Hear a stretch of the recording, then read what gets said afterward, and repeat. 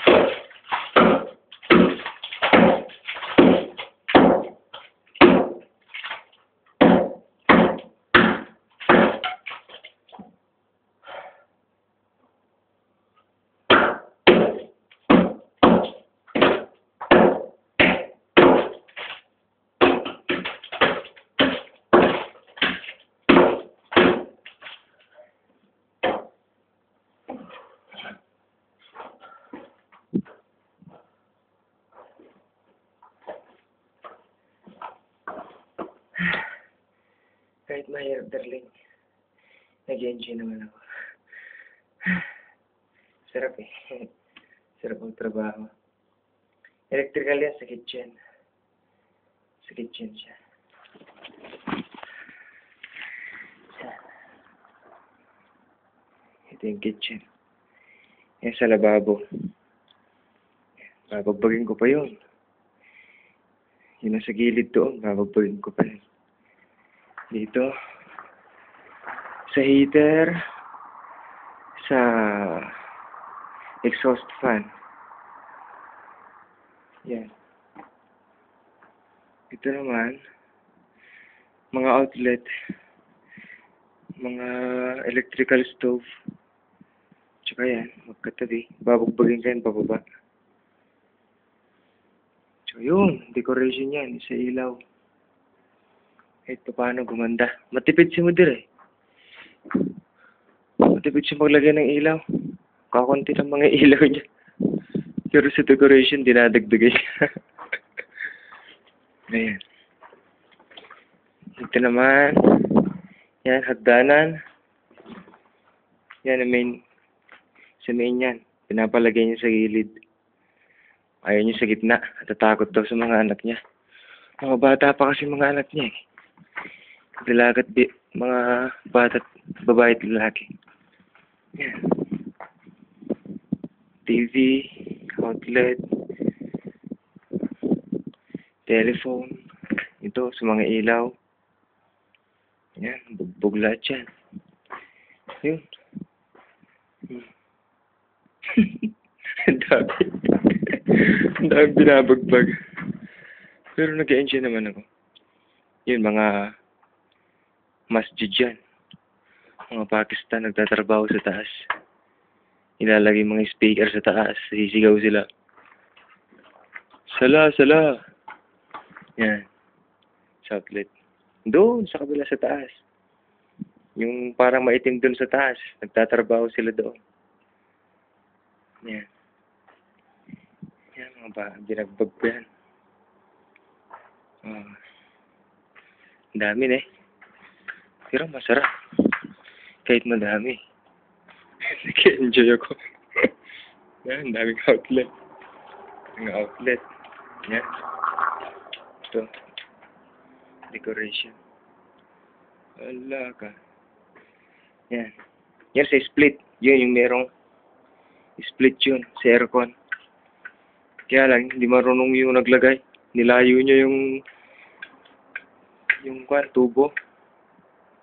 Nakalimutan niya lagyan doon. Yun, dinutos ko doon. Ayan.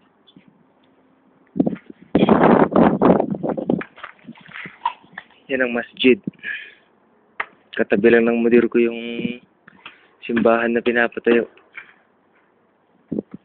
Paano ko kaya madadalang mudir ko? Paano niya makikilala si Jesus Christ na tagapagligtas natin kung katabi niya mismo masjid? Masjid, mosque po. Yan. Ang dami eh. Kabilaan yan, ginagawang bahay. Yan, bibintura lang yan. Tapos na. Dami. Balik tayo dito. Dito naman sa kaliwa. Hindi man ng electrical dito, ng electrician. Yan, yung bahay na yan. Kinausap ako ng may-ari. Gagawin ko electrical. Ang gumagawa dyan, Bangladesh. Kaya lang, ayaw niya yata yung instalasyon at saka yung tubero. Kinausap niya ako dito. Gagawin ko daw yan. Sana nga. Para tumas naman yung sahod. Kunti pala sahod ko, gusto mong tumas yung sahod ko. Ay, hallelujah. Nawa, Panginoon. Yan. Yan ang buhay. Tiyaga lang. Tiyaga lang. Tiyaga lang yan. Ilang palapag yan. Hanggang doon sa taas.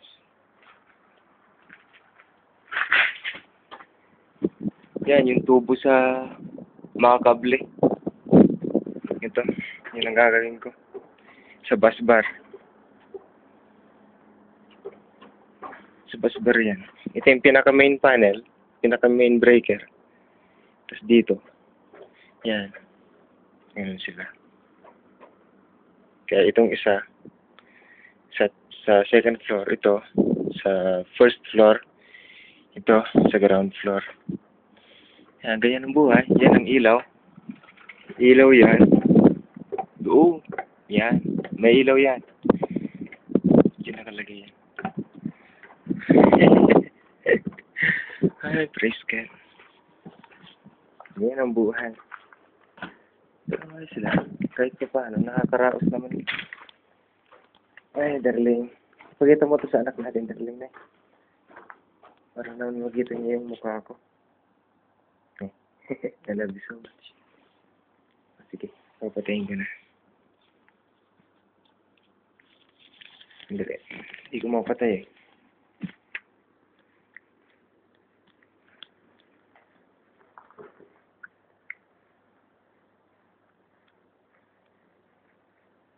Touch screen kasi. Patayin ko muna.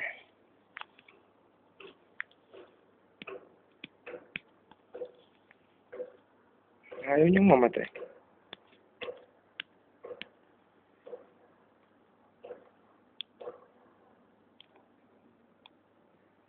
Natak yun.